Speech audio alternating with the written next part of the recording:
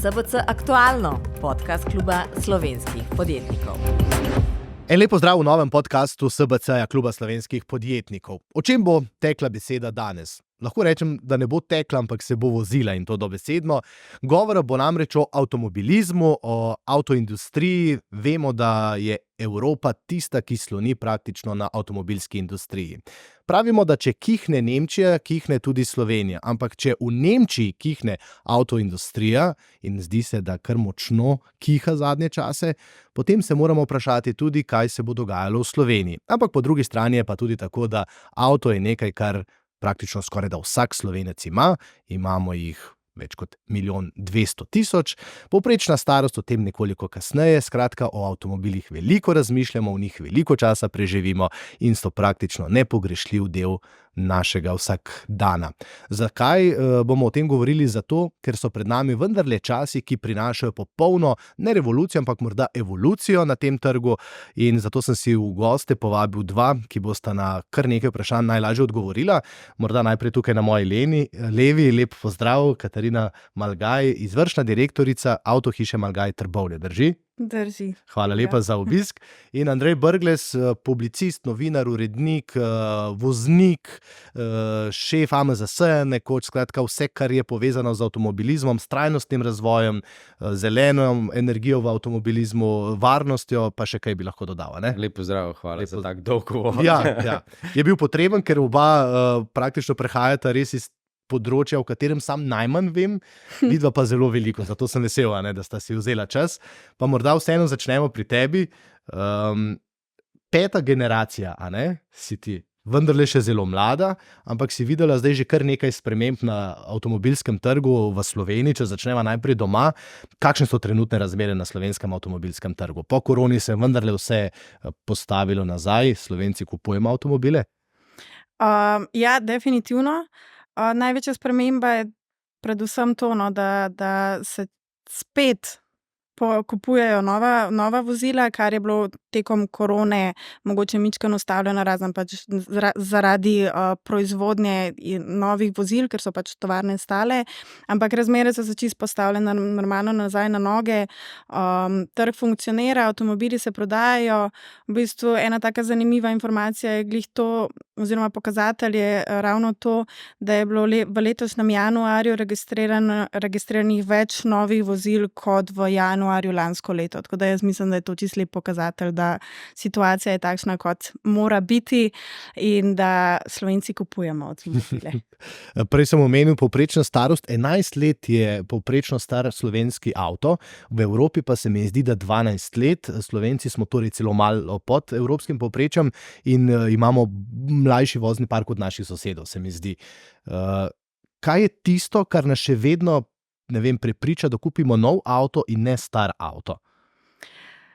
Jaz mislim, da Slovenci smo še vedno naravnani v tej smeri, da pač hočemo imeti nekaj svojega, lastniškega, tako, ker je pri nepremičninah gre tudi pri avtomobilu, da je pač avto še vedno ne samo tisto prevozno sredstvo, ampak pač del naše identitete, del našega vsakdana, v bistvu nam precej olajša življenje in nakup novega avtomobila je še vedno en takšen pomemben življenjski mejnik v življenju vsakega Slovenca.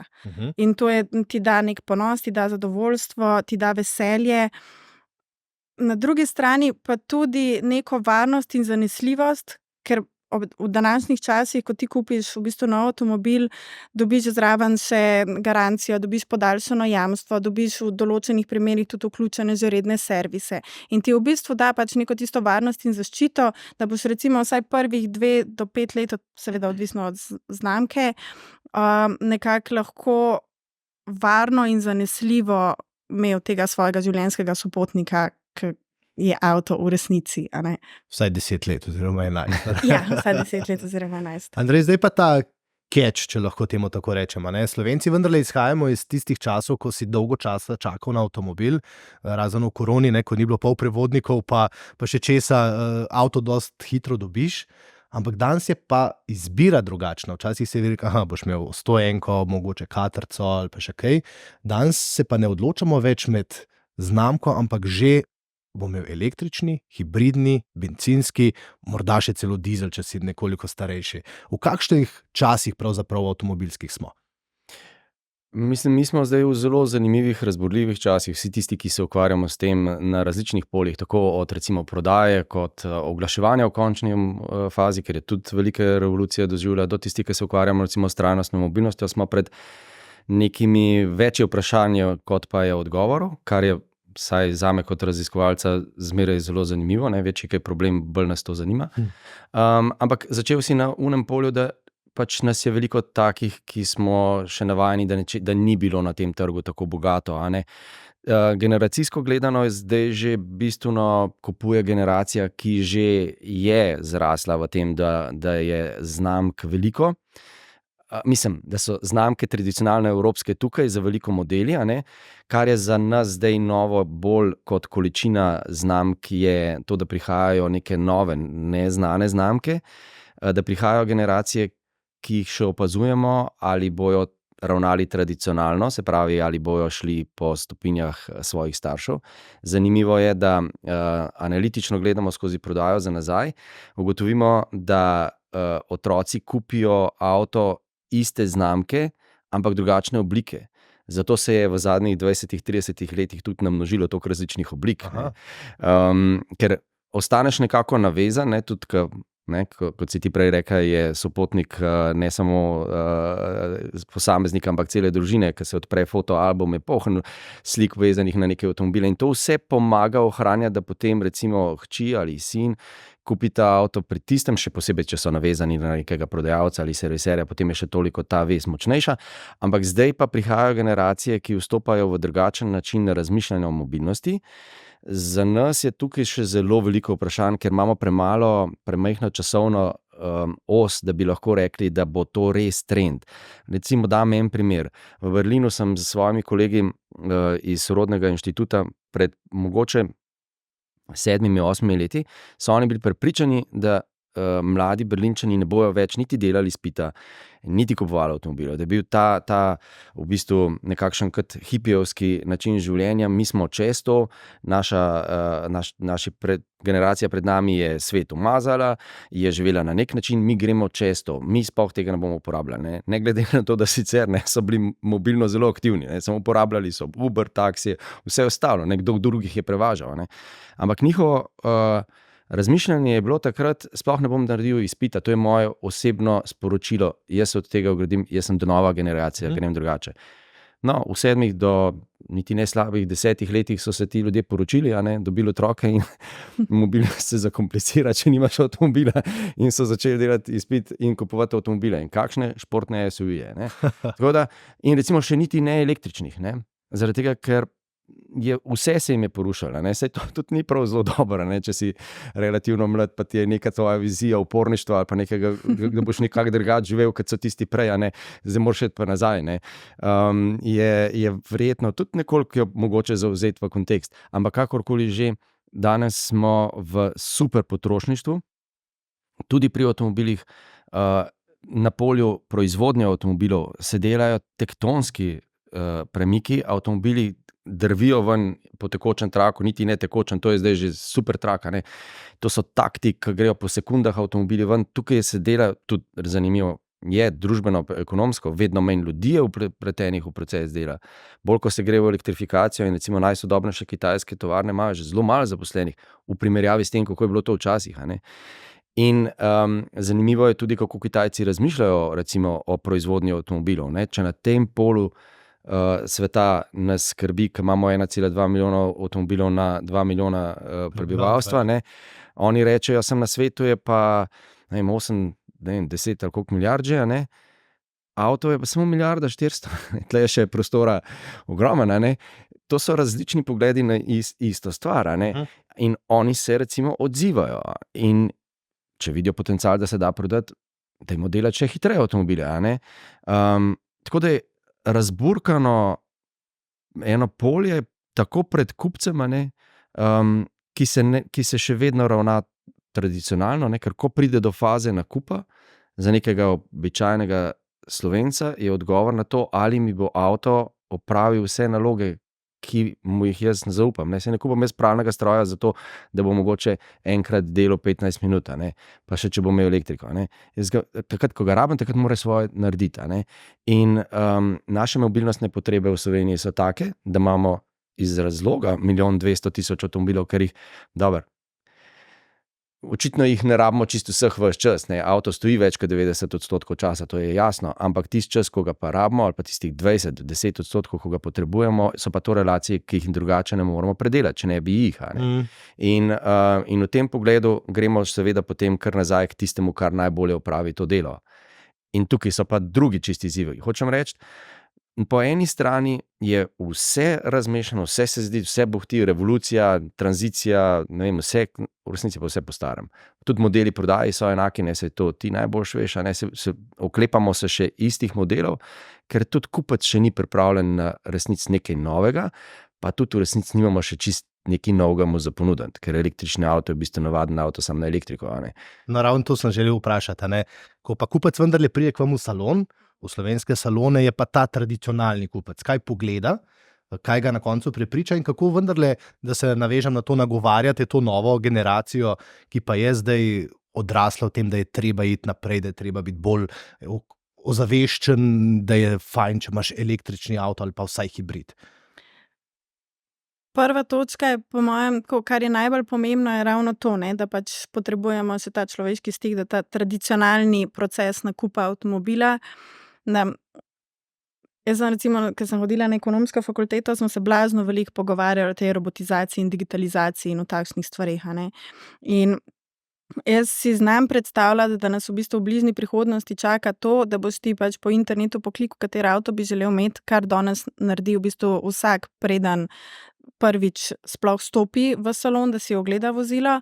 Kupci pridejo že v bistvu opremljeni z zelo veliko informacijami, imajo že idejo, kaj želijo, v katero smer se nagibajo, potem hočejo imeti pa samo še ta pristen stik z prodajalcem, se pravi to osebno noto, želijo potipati stvari, videti stvari, poslušati stvari, da dejansko dobijo nek občutek, kako to v resnici sploh izgleda. In zdaj, če se vrnem na tisto, s čimer sem začela, ta digitalizacija in to, da boš ti poklikal avto in boš prišel in ti ga bo en robot predal tako, ker ne vem, če gremo na Bled na Kremšnito, pa ti zdaj po ta novem že oni kitajski roboti prinesejo stvari, zgubiš v bistvu ta izjemno pomemben čustven element prvega stika z avtomobilom in s človekom, ki ti ga bo predal. Zaradi tega, ker kupci danes potrebujejo vzpostavljen nek odnos s prodajalcem. Se pravi, pri tebi se proces nakupa avtomobila oziroma pač same uporabe avtomobila ne zaključi v trenutku, ko ti avtomobil odpelješ iz salona, zaradi tega, ker imaš ti še vedno potem kontaktno osebo za naprej, karkoli potrebuješ, moraš avto naročiti na servis, zbirati, kupiti kakšno dodatno opremo. Imaš kakšno vprašanje, danes, ko imajo avti v bistvu že toliko neke te digitalne opreme, mimogrede si kakšno stvar pregledal ali pa preslišal pri samem prevzemu avtomobila in potrebuješ neko živo bitje človeka, ki mu zaupaš in na katerega se lahko potem obračaš tudi tekom uporabe samega avtomobila. In sem pa malo zmedla, kaj je bilo drugo. Ne, vse je v redu. Omenil si Kitajce, ne vem, se mi zdi, da 300 kitajskih firm je prehitelo zdaj izvoz po prej bila Japonska, seveda ta največja izvoznica, zdaj so Kitajci prišli. Kako pa ti, na primer, prepričaš, zdaj si govoril o teh tradicionalnih vrednotah, pa ti rečeš, ne, lejte, mi imamo pa ta evropski avto. To je tisto, kar poznate, pride iz naših tovarn. Je to še sploh kaj važno? Ali tukaj tudi cena potem odigra svoje? Zdaj še ne moramo to govoriti o teh cenah na Sloveniji, ampak vendarle se bo treba pripraviti. Mi kot Avtohiša Malgaj prodajamo torej evropske znamke in pač Kitajca, MG, kar je v bistvu dokaj noviteta na našem trgu. Danes so ljudje veliko bolj odprti za predloge prodajalcev in sugestije. Se pravi, naloga prodajalca je, da ko stranka pride v salon, kljub temu, da že ima neko idejo v glavi, kaj bi rada kupila, da jo posluša, da ugotovi, kakšne so dejansko strankine potrebe, želje in ga potem usmeri v pravilno znamko. Zdaj, moje mnenje je, da je tudi razlika, o katerih evropskih znamkah se zdaj pogovarjamo. Recimo, če govorimo o Volkswagenu, tam so stranke izjemno zveste znamki. Medtem ko pri Renaultu ne moramo reči, da se bo človek čisto 100% odločil za Renaulta, zaradi tega, ker tudi Renault danes ne predstavlja več isto, kot je bilo pred 10 leti.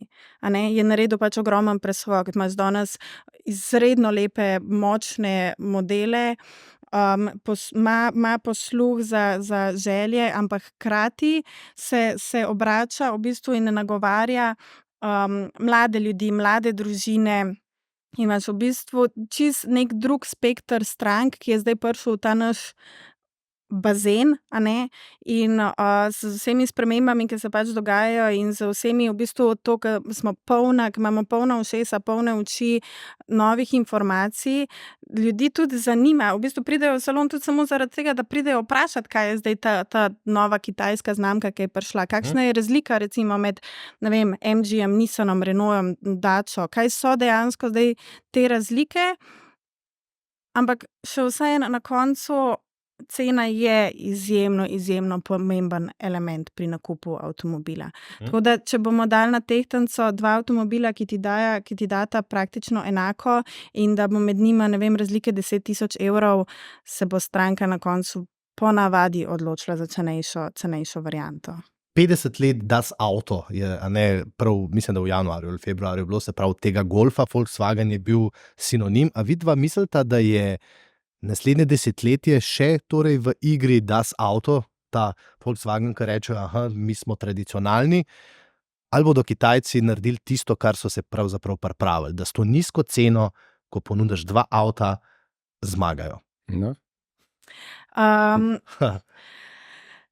Kitajci so izjemno agresivni v tem svojem napredku, ampak dejstvo je tudi, da recimo leta 2019 je bilo mislim, da okrog 500 novih tovarn proizvajalcev avtomobilov, danes jih je od tega, mislim, da so še nekih 150. Umirajo. Ja. Kitajska se blazno angažira in daje blazne spodbude temu, da razvijajo nove avtomobile, da jih rinejo na evropske oziroma pač na tuje trge, ampak še vseeno jaz mislim, da bo Evropska unija v nekem trenutku dejansko potegnila črto in bo rekla, zdaj pa gremo mi po naši zakonodaji, pa po naših regulativah, in da bojo mogli Kitajci ali pojačati, pa prijeti nasproti temu, kar Evropejci v bistvu, mislim, kjerkoli obrneš, pač Evropa je nekak standard za delanje avtomobilov, pa se vsi vemo, da če greš v Nemčijo, bo res dober avto ali pa tako. In da v nekem trenutku, da so evropske znamke še vseeno pripravljene na ta napad Kitajcev, da se zavedajo pač, da Kitajci prihajajo in hkrati tudi razmišljajo v drugi smeri, ne vem, da ni elektrika vse, kar je pač pomembno, da obstaja tudi še drugi načini in druge opcije pogona, ki lahko v bistvu elektriko na nek način tudi izrinejo iz trga, In je v bistvu odvisno samo od tega, kako bojo Kitajci na koncu dojemljivi do sprememb, ki jih bojo evropske znamke delale, in če se bojo prekvalificirali, zdaj pa spet, Če smo imeli leta 2019 v bistvu toliko enih novih tovarn, pa jih je danes samo še četrtino tega, tudi če se bojo oni preusmerili, pa bojo recimo šli v vodik, naprimer. Saj ni nujno, da se ne bo ponovila ta zgodba, Pač začetek za nobenega ni enostaven, tudi prekvalifikacije v čist neko drugo stroko tudi niso glih najbolj enostavne, tako da jaz ne vem, moje srce je še vedno na evropskem trgu in pri evropskih znamkah, tako da jaz mislim, da bo Evropa pustila kitajske znamke na stranskem tiru. Andrej, malce nasmihaš? Ja, mislim, vse, kar mi je zanimivo že od samega začetka, tam, ko ste že recimo pri financah bila, tudi nižji zneski prevagajo pri nakupu avtomobila, pa recimo lahko bi bilo eno posebno polje, verjetno za tole okolje, sploh zanimivo slovenska finančna nepismenost pri nakupu avtomobila, to je. to je za nekoga priložnost, za posameznika pa kar precej šibkost. Ampak če ostanemo na tem svetovnem gospodarsko-političnem parketu, Evropa bo težko bo postavljala, bo uporabljala vse mehanizme, ki so znani in so v teh trgovanjih vedene že ves čas. Mislim, vsaka stran, Amerika, Japonska, Kitajska in Evropa vejo, katera arzenal možnosti imajo zakonodajnih in vseh ostalih, in kdaj jih bojo uporabili za to, da bojo blokirali ali pa spodbujali kakšen uvoz. Težko bo Evropa preprečila nekaj, bo dvigovala standarde pa tako naprej, ampak izgubila, vemo, koliko ima nabora, ne bo mogla. Jaz sem tudi govoril z kar visokimi predstavniki kitajskih proizvajalcev, še posebej BID, to je Build Your Dream, pač ogromen proizvajalec dela vse, oni pravijo, se pred 20 let je Evropa izjemno služila pri nas. Se smo mi tudi postavili omejitve. Delež lastništva v firmi je mogel biti kitajski tudi, pa počrpali smo vse znanje vaše, pa vsi naši študenti so šli v Nemčijo študirati na vse to, na elektrofakultete, na vse. Tako da, razumemo, bomo neki dan nazaj, ampak ne pa nam blokirati, ker to pa ne morete, ker svetovni trg je pač svetovni trg. In zato so ob svojih začetkih, ki jih je treba razumeti, ker mi pogosto pozabimo, zakaj so se oni za elektriko odločili. Oni so se za elektrifikacijo odločili zaradi tega, ker so vedeli, da ne bojo mogli ujeti po tehnologiji na notranje izgorevanje motorjev, ki jih delajo predvsem Evropejci, pa seveda tudi Japonska, pa Amerika, da je tukaj tehnološko nesmiselno tekmovati, ker bi bilo treba, to, kar si ti rekla, zgraditi zaupanje in neko vero v neko novo blagovno znamko. Ti lahko narediš to, zdaj bilo grdo rečeno, lahko Teslo, jo v duhu kripto napihneš v nebo, ampak Kitajci to težko naredijo in ti takih primerov ne moreš imeti, oni rabijo pa blagovne znamke, kot je Volkswagen, in to pa ne moreš narediti, ker jo delajo že oni pač toliko časa, ali pa Ford, ali pa Mercedes, BMW, Audi, vse to. In to so videli, da bojo mogli loviti. To je ena stvar. Druga stvar je njihov lastni problem slabega zraka v mestih, je kritičen za njih same. Tudi če ne lovijo nobenih svetovnih meril, ampak za njih same je tako rakotvoren, da so mogli nekaj narediti. In ta tretja pomembna stvar, oni so odvisni od dobav nafte. Elektriko pa vendarle lahko delajo tudi doma.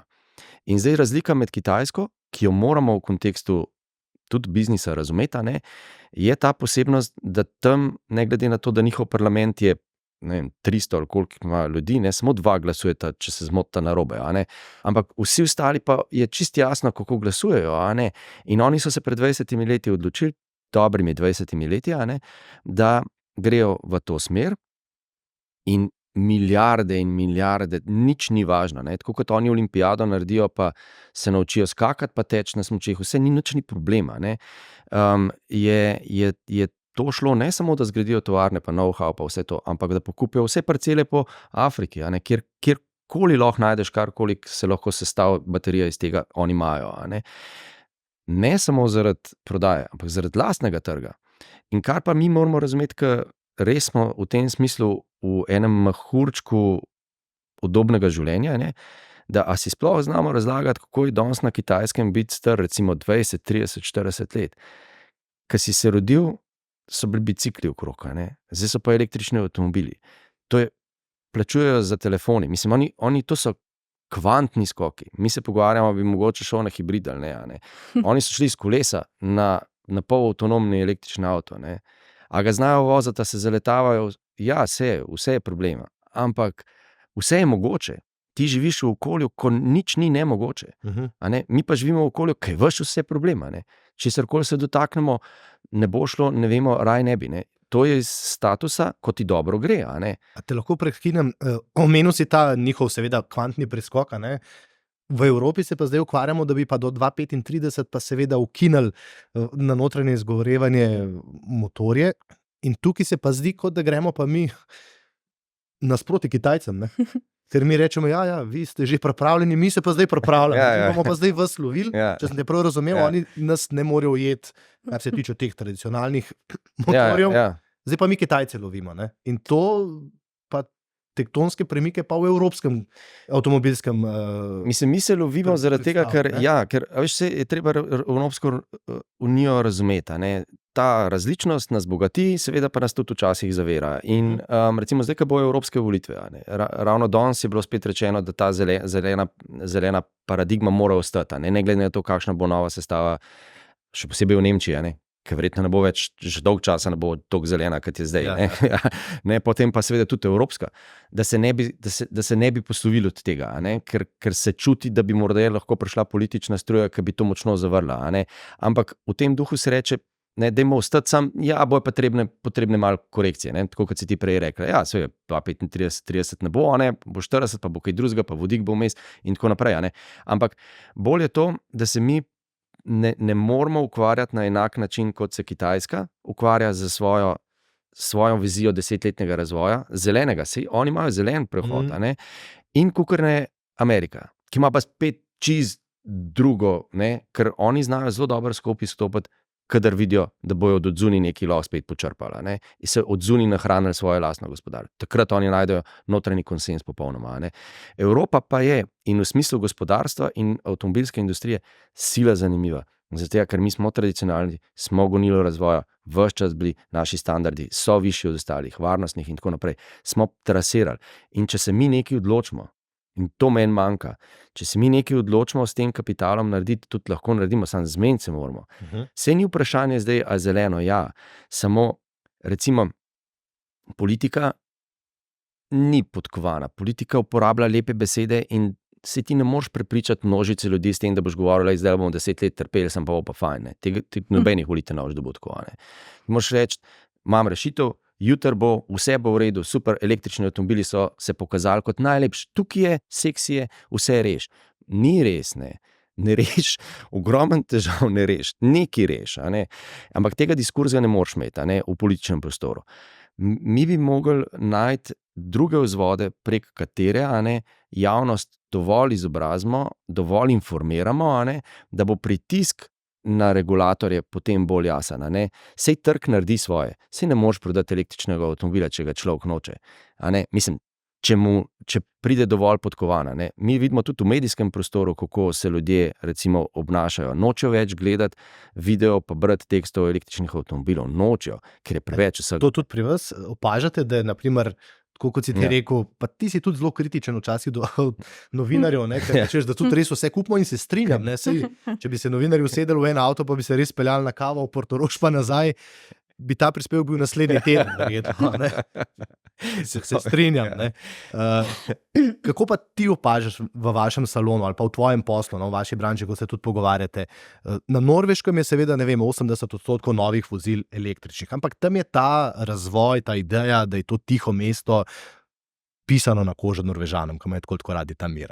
Ampak Slovenci pa radi poslušamo to, ampak ko pridemo v salon, pa če se ne motim, tudi po podatkih vse kaže, da bi pa imel nekaj, kar zaropota. Jaz mislim, da ni toliko problem v tem, da bi imeli ljudje radi nekaj, kar zaropota, ampak da je še vseeno od novinarjev zelo veliko v bistvu na nek način negativnih kritik na električne avtomobile, a ne? Pa da ni infrastruktura urejena, pa je obtičal, pa je zagorel, pa je ne vem kaj vse, ne? In če bi bil že novinarski pristop mogoče malo bolj pozitiven v smislu, dober je. Pač z elektriko se boste dobro počutili, z elektriko se boste varno prepeljali in ne samo varno, še zabavno bo zraven, ker vožnja električnega avtomobila, če ga še nisi vozil, predlagam, da se vse Pač vožnja električnega avtomobila je zabavna. Pač je totalno druga izkušnja, kakor če neki ropota pod havbo, pa kad čutiš menjalnik ali pa če šalter sam čutiš določene, a ne, premike, medtem ko elektrika pač gre. Avto gre. Njemu je lušten, tebi je lušten, vsi se imate fajn, postaviš se v kolono, ko se zjutraj peleš in se v Prlukovici postaviš v kolono in avto naredi vse sam, ti malo volan držiš in je pač neka pozitivna izkušnja vožnje. Zdaj pa, če mi poslušamo samo o tem, da mreža polnilnic v Sloveniji je slaba, pa pogledaš, ne vem, avtomobilnost, ki so šli, kam je že bilo dol nekam na Hrvaški. Ja, pač. Ja. Pa cela štala. Ja, jaz osebno pa se ukvarjam z avtomobili, a ne, pa vem, kaj elektrika je in kaj elektrika zmore, ampak da pogledam takšne prispevke, sem pol ono, a pa jaz to bi, če pol nisem zihar. Kaj se mi je pa zgodilo? Kaj pa, če mi zmanjka elektrike? Mislim, a to pol me isto policaj pride, pa mi napiše kazen, ker sem obstala sred ceste, kakor če ostanem brez bencina. Kaj se zgodi? A ne, ta pozitivna ozaveščenost, da elektrika ni toliko slaba ali pa toliko negativna. Jaz tako sploh, ko se pogovarjam, jaz se zelo rada pogovarjam tudi za moje privatnem življenju, a ne, da pač ljudi malo sprašujem po njihovem mnenju in kakšno imajo oni percepcijo. In v osnovi je za elektriko pač, ja, pa bom pa hotel iti na morje, pa ne bom mogel iti, ker ne bom mogel priti do dol. Ni res. To si prebral nekje, ampak pač to ni res. Pač je drug način življenja, temu se treba prilagoditi, ampak funkcionira. A ne, kakorkoli obrneš, funkcionira. Veš, ti si predstavnica mlajše generacije, to moram zdaj tukaj zapovedati. V resnici, ja, lahko poprimem. Ne, ampak v resnici nisem. Jaz sem, ko spremljam mlajše generacije od mene ali pa starejše generacije od mene, jaz mislim, da jaz bolj pašem še vsem starejši generaciji, kakor mlajši. Ker jaz ne vidim neke res velike povezave med tem, ko je vse pri mlajših generacijah, vse digitalno. Jaz, ko dobim kakšen nov program na računalniku, je to najprej računalničar, lahko prija sem, pa mi razložiš, ker jaz nimam pojma. Kvaloh pritisnem, kvaloh naredim. A ne, medtem, ko mlajša generacija to ni mi všeč, da so veliki ekrani v avtu. Meni recimo ni. Daj mi gumbe. A ne, jaz rabim neki pritisniti. Tako da iz tega vidika pač jaz vseeno mislim, da bolj pašem med. No, mene je na ta podcast zjutraj pripeljal taksist, ker ravno iščem nov avto, no, ker se je najin avto poslovil, ta drugi avto, se pravi za relacijo Trzina, ne, ja. In mi je taksist rekel za električni, ker sem se z njim seveda pogovarjal ravno o tem, kar bom danes tukaj govoril, ne, in je rekel, ja, električni avto me pa res zanima, ampak šele ko bo naredil 1000 kilometrov. A ne, on je pač taksist, ga razumem, ne, morda nima časa, ampak to je nekaj in potem sem pa tukaj tudi se spomnil na ta francoski model, kjer pa recimo država da veliko denarja za to, da bi si ljudje sposojali te električne avtomobile in mislim, da si ravno ti nekje že omenil na Kitajskem, ne, so pa to stvar rešili zelo enostavno. Pripelješ avto, zamenjaš baterijo in se odpelješ naprej. Zdaj sem izpostavil nekaj težav, ki jih seveda imamo, ti si lastnik baterije, kar pomeni, da tvoja vrednost avtomobila pada, ker se baterija troši. Pustimo zdaj še ta ekološki vidik, kam ta baterija gre, ker se še nismo veliko ukvarjali s tem. Potem druga stvar je, da ti vzame čas, da polniš, seveda ti vzame tudi, ko greš na bencinsko črpalko. A je ta baterija ključna, da bodo morda še bolj poprijeli ali kupili? Pomembna ima vlogo. Na začetku niso niti vedeli proizvajalci sami, kako pomembno vlogo ima. V bistvu v tem generacijskem premiku ima. Zato, ker nekaj se bo zgodilo. Ne? Eni bomo ostali, ko bomo imeli avtomobile kar sami, a ne? Pa bomo videli, če bo res to električni. Ne? Pa drugi, in to so generacije, ki prihajajo, pa niso samo mladi. To bo finančno, se ti bo tako narejeno, da boš preprosto avto, ne boš več lastnik. In podjetja so zdaj velika podjetja, ki so resno preračunala, kaj z elektriko delati. Ne samo prodati avto, ampak kaj pravzaprav lahko iz tega narediš, pravzaprav so ugotovila, da je ravno baterija kot model komunikacije najbolj za razložiti kupcu, da ni dobro, da on je lastnik. Zato, ko mu rečeš, mi smo naredili baterijo, a ne? Če boš ti lastnik 5 let, ti bo vrednost padla, ne vemo koliko, ker ne znamo ceniti, ampak bo zelo padla, a ne? Mi ti ponujemo nekaj, mi ti bomo avto sigurno kupili nazaj po taki ceni, a ne? In pol oni še en cikl naredijo, ali dajo v flote, ali dajo karkoli že, potem pa to baterijo, ki je za njih seveda zelo, zelo veliko vredna, a ne?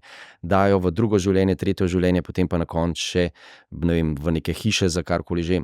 V glavnem imajo že razdeljeno in oni iz tega osnovnega investicijskega vložka v eno baterijo, ne, so jo dobili že prvič vplačano nazaj v tretjem, drugem življenju, pa še toliko bolj. Tako za njih to deluje. Pa še potem seveda ostanejo noter uporabni redke kovine, ki jih spet oni lahko reciklirajo. Tako ta model je postal zanimiv. Pri tem, da tovarne natančno vejo, da ne bomo vsi šli na elektriko. Ampak to je zdaj spet drug del, a ne. Ocenjuje se, da bi recimo kakšna tretjina, ne. Zdaj, če imaš ti recimo drugi avto, ali pa v Sloveniji imamo tudi lahko tretji avto, to je kapital, ki bi lahko bil naslovljen, ne. Imaš ti drugi avto pri hiši, ki upravlja samo, ne vem, kratke relacije, pa ne vem, otroke peleš nekam, pa nekaj, to, kar pokriješ v 200 kilometrih, ne, pa 200 absolutno, ne, ampak praviloma to niti 100 na dan ni. In visok odstotek lastniških hiš, kjer lahko počasi polnimo, ne, potem to ni problem, ne. Za taksiste tudi ni problem, zaradi tega, ker ne naredi on nikoli na dan 1000 kilometrov, ne, veliko tudi stoji pa tako naprej, ampak taksisti spet razmišljajo o svoje. Da bi pa električen avto prevzel vlogo prvega avtomobila, pa čeprav gremo na počitnice red, polka se štejemo v koledarju, bistveno manjkrat, kot bi si želela, ne, je pa to težko prebita, ne. Je pa to, bomo kar ostali, ker je udobje potovanja na daljše razdalje v primerjavi z električnim pač ne primerjajo boljše bencinski, pa dizelski. Ampak to je, se pravim, to so eni taki deli, ki jih lahko naslovimo in rečemo, to je sigurno tako, to ne bo šlo drugače. Popolnoma novo vprašanje pa je, to, kar si rekel, a ne, bo država investirala v infrastrukturo, a ne. Ne vem, mislim, to je naš denar, a ne. A je zdaj pameten investirati, ker je treba ogromen spremeniti, zato da bomo lahko sešli mobilnost na dolge relacije, če ta tehnologija sploh mogoče ne bo zmagala na tako kot se Ždič prej rekel, na dolge relacije, ker nima nobene logike, a ne. A počakamo lahko 10 minut s temi blaznimi investicijami v nekaj, ali si bomo, mislim, v Sloveniji smo sicer v takem zaostanku, da katerakoli investicija v elektriko ne bo narobe, ker bo elektrika itak premala, ne. Ja. Ampak hočem reči, Norveška je štartala spet s svojim planom. In kar je pri energetskem, ekonomskem, političnem razmisleku zdaj jasno je, da do zdaj smo 100 let imeli eno surovino za vse države enak, ne. Ene so jo sicer imele, druge ne. To je veliko razliko, zdaj pa nimamo več. Hočeš reči, da bo odvisno od kontinenta, od države, kaj bomo imeli? Absolutno, vsak se bo reševal po svoje. In bo svoje vire črpal. Zdaj, več, ko bo obnovljivih, se boš naslanjal na tiste, ki jih imaš, a ne? Ampak tudi, ko boš iskal energetsko neodvisnost od sosed, pa tako naprej, boš poskusil izčrpati svoje vire. In tukaj ni nič prepovedanega. Je lahko plin, je lahko nafta, je lahko zrak, mislim, karkoli deluje. In zato tukaj spet ni, in pridemo do Evrope, ni enotnega evropskega modela. Nemčija je rekla, elektrika pa ne elektrarn. Pa so videli, da nam pošlo, a ne. Se pravi, ampak pustimo ta populizem v strani. Dejstvo sigurno je, da ne bo več ene energije za cel svet, razen če se ne odkrije nek nov vir za dobavljiv enostavno za cel svet, ne. Kar je velika sprememba. Zaradi tega, ker prej smo vsi reševali vse, ladje, letala, stroje, vse je delali na nafto, a ne. Zdaj pa ne bo več. In to, kar vir, ki ga imamo, bo različen po različnih državah. Skočil bi samo na podizvajalce oziroma vse dobavitelje v Sloveniji, kar se tiče avtomobilizma. Rekel sem na začetku, ko sem uvod naredil, da je seveda ta avtomobilski trg, pa tudi industrija v Evropi ključna tudi za Evropo, a ne. V Sloveniji mislim, da 20% vsega izvoza predstavljajo prav slovenski dobavitelji velikih tovarn. Zanimiv se mi je zdel dogodek, a ne, vsi vemo, poplave v Sloveniji, vsi smo se ukvarjali s tem, kaj se je zgodilo, in kar naenkrat iz Hamburga, z Portugalske, pa iz največje tovarne v Evropi sporočijo, mi ustavljamo delo, proces, ker v Ljubnem so imeli poplave. Jaz grem staviti, da nihče iz tistih tovarn nikoli ni slišal za tovarno v Ljubnem, ne, in so šli seveda vsi googlati, ampak en Slovenc, oziroma velika tovarna je to, no, a ne, je vplival na ta trg. Prej so bili polprevodniki, potem so seveda kakšne stvari verjetno še kje druge, ampak Slovenci smo pomembni igralci postali, ne. Včasih že tam leta 93 vem, da smo imeli en del, zdaj pa govorimo o milijardah, ki jih oni prinesejo v ta trg. Koliko vloge bodo pa imeli še naprej, ne? Tukaj imamo, ne vem, polprevodnike, vendarle smo vodilni, ker vsi, dizel bo ostal, ne? To sem prebral, v Hidriji rečejo, ja, tudi ko bo elektrika, bodo imeli tovornjaki, bodo tako, ampak imamo nekaj kup enih majhnih podjetij še, ki so koliko pomemben je ta trg, ta segment za Slovenijo? Tudi lahko, kje je tukaj priložnost? Izrazito je pomemben in je prepogosto spregledan. Ne? Recimo, mogle so se poplave zgoditi, da so ljudje ugotovili, da Ljubno obstaja tudi v ekonomskem smislu blazno.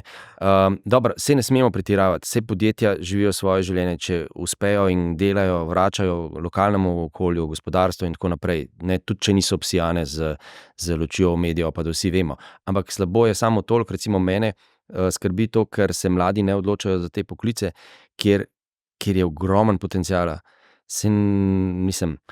In je to škoda. Če poznaš taka podjetja, ne, kot so, ne vem, tudi Krapovič, recimo prav na drugem polju, je pa zelo znan, privlačen zaposlovalec in tako naprej. Ne. Zato potrebuješ povedati, da taka podjetja so, da v lokalnem okolju se sproži recimo bazen idrijskih recimo inženirjev izjemen, ne, pa je to en mikroprostor, ampak je tam že skozi gimnazijo, potem fakulteto, ne, je ta vpetost in tako povsod po Evropi in po svetu deluje. Ena druga stvar se mi zdi bolj za nas pomembna. Absolutno moramo to pospešiti in razvijati, zato ker če ne nam bojo kadri šli in ne bo noben več tukaj, ki bi to razvijal. Če ti ne boš razvijal, mi ne bomo zmagali na masi. Mi lahko zmagujemo na inovativnih rešitvah, kako lahko naredimo nekaj cenej pa boljš, pa še nekaj pomembno v luči nove trajnosti je seveda pomembno, da dobavitelj ni daleč stran od tovarne. To je zelo pomembno, ker končni avto kot končni izdelek bo skupek meritev ogljičnega odtisa celotnega, ne to, kar on porabi, to je potem njegovo drugo življenje, ampak koliko so deli, ki so bili vgrajeni vanga, tudi onesnažila. Ne? In v tem je zelo pomembno, da ne pride iz drugega konca sveta. Tukaj se Evropa zaščiti pred tem, da ne bi kitajski ceneni deli noter prišli. Ampak razvojno bo pa treba vseeno tekmovati na tem trgu. Ampak vse to podjetja že naša itak počnejo. Več, ko bo električnih avtomobilov, manj bo delov in to je izrazito manj delov. In bo tudi veliko manj naših podjetij imeli priložnost sploh v karkoli vstopati. To je en del, ki se ga moramo zavedati. Drug del, ki je zelo pomemben, je, mi smo popolnoma odrezani od enega posebnega dela biznisa, ko vstopa v avtomobile in to je prenosa podatkov in predelava podatkov. To je recimo pa Kitajska, je pa tukaj spet enako, kot so pred 20 leti imeli zeleno luč, da lahko delajo vse v zvezi z električnimi avtomobili, danes imajo zeleno luč, da delajo s podatki vse, kar noben drug na svetu ne dela, zaradi vseh drugih regulatorjev in seveda osnovnih človekovih pravic do zasebnosti, ki so tam recimo bolj ohlapne. No, ampak tukaj noter recimo je spet velik razvojni potencial za zelo veliko startupov, s tem se bo zelo veliko delalo. Podatki o avtomobilih se bojo tako kot v telefonu, prodajali, se bo z njimi upravljali, se bo delal management prometa, se bo delal marsikaj. In tukaj so potenciali, ki jih mi trenutno nekako ne prepoznamo, pa že zamujamo. Ker to bo sigurno prišlo, ne glede na to, koliko smo mi pač vendarle drugačno okolje in bolj skrbimo za človekove pravice pa zasebnost, ampak potencial tega je tako velik, da bo sigurno se zgodilo.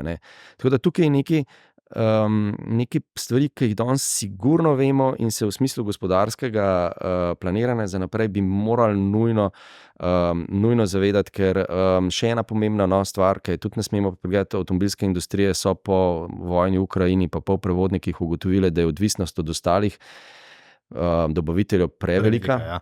In so recimo Ford je zanimivo, je imel modele, ki so praktično bili sestavljeni iz vseh, pa samo še Fordov znak gora, zdaj popolnoma obrača sliko, zdaj se vrača 100 let nazaj, vse je pri meni doma.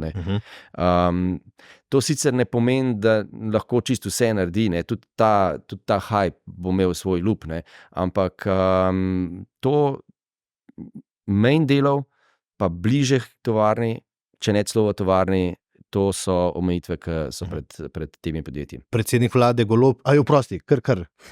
Celaka samo tako razmišljanje. Glede na to, da še vseeno želje strank večinoma so, oziroma želje kupcev, voznikov avtomobilov, kakorkoli še vedno so, da bi se gumbi začeli vračati v avto. Jaz recimo, mi, ko imamo dejansko kontakt z strankami, ljudje si želijo spet gumbe neki za pritisniti, ne samo ekran. In iz tega vidika, jaz mislim, da še vseeno nekoč se bo prevesla vaga nazaj na ta malo bolj zastarel, če temu rečemo, način delanja avtomobilov, pa da ne bo šlo glih čisto v to smer, da se tudi to zmanjša oziroma da damo to na stran. Mislim, Ker tukaj Slovenija je blazno močna. Mislim, mene zelo preseneča to, da je Slovenija v bistvu tudi zelo močna glih v teh orodjarskih strokah, a ne, ko pride do avtomobilske industrije, ker se v bistvu sploh ne zavedamo. Jaz mislim, da imamo tukaj eno tako ful veliko opcijo za promocijo pač nekih novih delovnih mest, a ne ravno to izobraževanja mladih, da jih pač prekvalificiramo v neko drugo smer. Isto filozofija, ne vem, kaj ima Porsche, pač vse delajo na eni liniji, ravno zaradi tega, da pač vsak avtomobil, ki pride iz te tovarne ali pa ne vem, ki zmaga na dirkališču, da lahko vsak od zaposlenih reče, jaz sem bil tle zraven, to sem delal, a ne, in bi lahko pač na isti način promovirali do takšne poklice v Sloveniji, ker če ti veš, da ne vem, je recimo zvočnik, ki je v tvojem avtomobilu dejansko pač, da je osnova prišla iz Slovenije, boš ful ponosen na to in boš pač z veseljem tudi šel v to stroko, ker boš vedel, da si del avtomobila, ki se vozi po celem svetu. Jaz bi ful tako v neko to smer zapeljala zgodbo te promocije, ker dejansko, ko pa pogledaš na srednjih šolah, ki so prazne, pač te usmeritve so vse prazne. No, sem želel to vprašati. Predsednik vlade je, saj to je samo uvod, odličen. Je dal 200 milijonov evrov obljubo slovenskemu grozdu, ravno zato, da bodo lahko vlagali temu avtomobilskemu, da bo lahko v naslednjih letih držali ta korak, kot si ti omenil, z vsemi temi inovacijami. Pa sem te želel vprašati, ti pa prihajaš dobesedno iz te avtomobilske delavnice. Ti sem prebral, kaj vse si počela in jaz mislim, da ne obstaja stvar, ki ti nisi počela, dokler nisi postala izvršna direktorica, drži? Nisi šraufala, ok. Ampak raven to, omenila si to promocijo, kaj torej pa lahko, zdaj to je taka oguljena fraza, država naredi, ampak kaj pa lahko mogoče prodajalci, proizvajalci, podizvajalci naredijo, da bi pa ta segment še bolj ojačal, tako kot si ti rekel, da bi se ljudje začeli zanimati, ker tukaj ne govorijo samo o šraufanju avtomobilov, čeprav danes težko dobiš dobrega mehanika in ga dobro plačajo, tako kot pica peka, ampak kaj, da dobiš tega inženirja, da dobiš, ne vem, nekoga, ki se ukvarja s tem razvojem, kaj bi še lahko naredili? Gospodarska pa obrtna zbornica bi lahko kaj naredili. Okay. Ne vem, ker v bistvu mi kot posamezniki, zdaj če gledamo samo nas, kot mi smo pač en majhen plunko morja pač v tej industriji, a ne. Ampak če bi dejansko vsi, ki se ukvarjajo z avtomobilizmom v Sloveniji, stopali skupaj, jaz mislim, da se lahko naredi ogromno na promociji. Zaradi tega, ker v bistvu smo na nek način sami krivi, da smo prišli do te situacije, da ni avtomehanikov, da so srednje šole prazne, da pač nimaš praktično nobenega več, ki bi delal z rokami. Tudi to je v bistvu zelo pomemben element. Ne samo, da nam pač možgani uhajajo v Sloveniji, ampak da tudi rok več nimamo. A ne? In da pač nismo dosti delali na tem, koliko so to pomembni poklici, koliko so v bistvu to,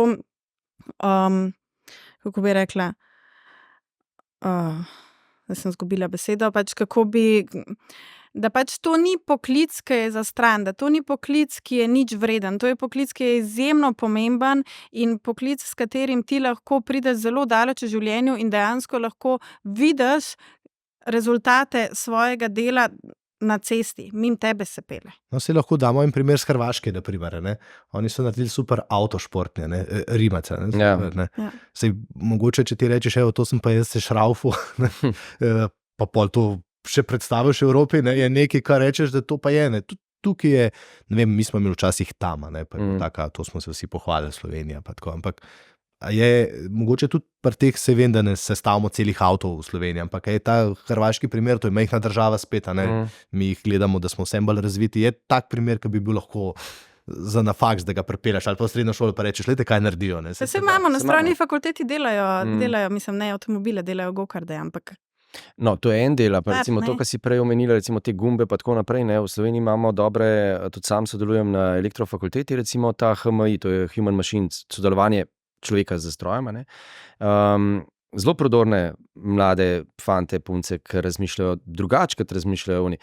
Nekaj je zanimivo, zdaj to meni čistko sociološko, kako recimo v Ameriki, startupi, ki so zelo mešani nacionalno, tam pač ne moreš reči, da imaš iz ljudi iz vsega okolja, ali pa recimo v nemškem okolju startupi, ali pa naši. Nam se vidi, da smo sposobni iz manj narediti več, to je ta balkanski del. Pa tudi recimo, če so, ne vem, Nemci rečejo, to je 10 faz, ki morajo jeti, če mi vidimo, da lahko 3 preskočimo, pa da ne bo bolelo, potem to naredimo, oni pa ne. To vse pomaga nam, da se majčkeno znajdemo, ne obljublja to uspeha. Kjer je meni zmanjka, je, a ne, da premalo posvečamo ponosu, da bi ljudje vedeli, da to je. To. Pa ne bi bili takoj fovšk nekomu rata, a ne, ker imamo vsi lahko nekaj od tega. A ne. To so pa ene bolezni, ki jih imamo in si jih, mislim, jaz ne vem, ampak si moramo otresti. A ne. Zdaj stupam, da prihajajo generacije, sicer je res, da jih ne zanima več delo, da ti z rokami narediš nekaj. A ne? Vedno bliže smo temu, da jaz lahko čim prej zaslužim denar. A je to kripto, ali je dam post gor, ki ima milijon ogledov, a lahko hiter. A ne? Razumem, pač del mladosti je to, da ne bi čakal. A ne? Ampak vrednota, da nekaj zaslužiš, da veš, da si naredil, da boš tudi jutri lahko naredil, da so drugi to prepoznali, a ne? Da je to nekaj tudi pustili nekomu drugemu. A ne? Jaz mislim, da če to zgubimo, pol ni dobre prihodnosti, a ne? Ker ni trdnih temeljev. In avtomobilska industrija, tako kot si ti rekla, ima v tem smislu še zalogo. Mi še imamo stare mojstre, mi še zdaj to lahko naredimo, čez 15 let bo pa težko. A ne? Zdaj ne dramatiziram, da ni, samo količina se zmanjšuje. A ne? Vi imate v delavnicah probleme najti kadre, sploh. Kaj šele motivirane, a ne? Kaj šele tiste, ki bi, tako kot si ti rekla, videli, da ko konča delo, reče, jaz sem zaradi svojega dobrega dela dvignil za 20% prometno varnost v Sloveniji. Zato, ker je človek prišel noter, pa mi je začel čintati, da bi tole spremenil ali ne, pa se mu znal razložiti, da če tega ne bo naredil naslednjič, ko bo s familijo šel, da ne bo mogel se v kritični situaciji ustaviti. Mu nisem rekel, dobro, dajva narediti, tako bo 25 evrov na mesec, pač 70, a ne. Ne, ampak sem znal in tako naprej. Milijon teh primerov je, na katerih se da delati, je pa seveda res. Mi to puščamo spet iz istega vzroka kot v Evropi, ker nam ni čist treba, a ne? Ker dokler nas čist do konca ne zaboli, ne bomo nekaj naredili. A ne? In tukaj je po mojem ena, recimo taka obljuba predsednika v investicijo v nekaj, a ne? Super, ampak je razvojno naravnana in recimo izpušča v celoti, ker sem šel gledati, del, v katerem bi se hkrati tudi delala promocija tega. Vsega, kar boste vi za 200 milijonov naredili, morate povedati, zato da bomo vsi vedeli. Sej naš denar, pa zaradi tega, da bojo mladi vedeli, da je tam potencial. Da ni treba, poglejmo, zapustiti Slovenijo, pa jeti nekam. Ja, danes ni več to težko, ne? Ne, težko sploh ni, ampak bolj težko se je upreti. Zaradi tega, ker je tako enostavno iti ven študirati, zaradi tega, ker je tako enostavno odzuniti. Angleščina je že na pol materin jezik vseh mladih, a ne, in potem ni več barier, a ne, ampak po drugi strani, a ne, vsi, ki gremo ven kdaj, pa smo bili odzuni nekaj časa, a ne, ko priješ nazaj, si rečeš, ne, ko lepo, kad je, mislim, lepo pa fajn, a ne, pa vse štima, ne, končni fazi, a ne, pa vse imaš blizu, pa tako naprej. To so neke kakovosti v življenju, ki ti mogoče kot mladmu ne pomenijo, ker imaš ambicije druge, pol pa rečeš, če imel pa kje družino, bi imel pa najraje kar tukaj, ker je vse tako fajn, pa vse to, a ne. Zakaj ne zadržati kar tukaj? Mladi morajo iti ven, morajo videti svet, zato ker morajo videti, da je odzunaj borba je popolnoma drugačna, ne. Mi smo govorili o Kitajski, ne. A veš, kje je tle Indija? Indija dela take raketne sklope zdaj v prodaji, da je to čudo. Oni so šli iz avta nič zvezdic varnosti na 4-5 v 2 letih. Mislim, to sploh na Afrika, mimogrede, so afriške države, ki imajo 5G omrežje, ki delajo, to je mlada populacija, oni so mladi. Mi se pa ne ukvarjamo, bi mogoče kaj ali ne bi. Čisto ob koncu, ker smo zdaj res veliko stvari obdelali, še ta avtonomna vožnja. To me pa tako malo, da pogledam vse. Zdaj smo odgovorili, kaj vse prihaja, kako nas nagovarjate, kakšni so trendi. A bom lahko kdaj se usedel v avto pa rekel, da je pel me, prosim, na podcast, ki ga snemamo? Ja. Ja? No, mlad si še ne, tako da je še upanje, da bo svoj. Ja, itak, ja. A je to tudi ena pomembna evolucija ali pa revolucija, ki nas čaka? Ja, mislim, je, veš, v tistem, ko smo vse govorili, ker pravzaprav ekosistem se bo spremenil, ne, pa res nisi lastnik avtomobila, ne, zate je važno, da je avto takrat tam, ko ga ti rabiš in da te pelje tja, kamor te pelje, ne. Zanimivo je, da mi, ko se ukvarjamo z mobilnostjo, ugotavljamo, da vsi odgovori si že tukaj. Jih ima DHL, pa jih ima Amazon, ker jaz sem v bistvu pošiljka, ne. In oni imajo ta proces blazno že optimiziran in v to se noter bo usedla tudi avtonomna vožnja.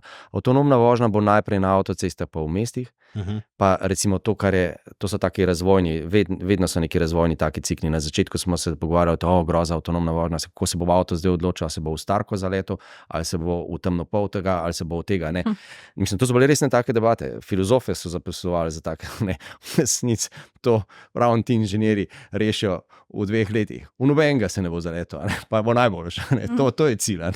In tako naprej. Ampak tudi ne naslanja se več avtonomna vožnja. Mimogrede tudi Slovenija je, ministrica za infrastrukturo Alenka Bratušek, ki je naredila eno tako komisijo, ki se ukvarja tudi s tem, se poigravamo. Jaz sem tudi en član te pač skupine, no, ker je treba pripraviti neke podlage za to, da ko bo enkrat produkt tukaj, da ga bomo lahko upeljali. Ne.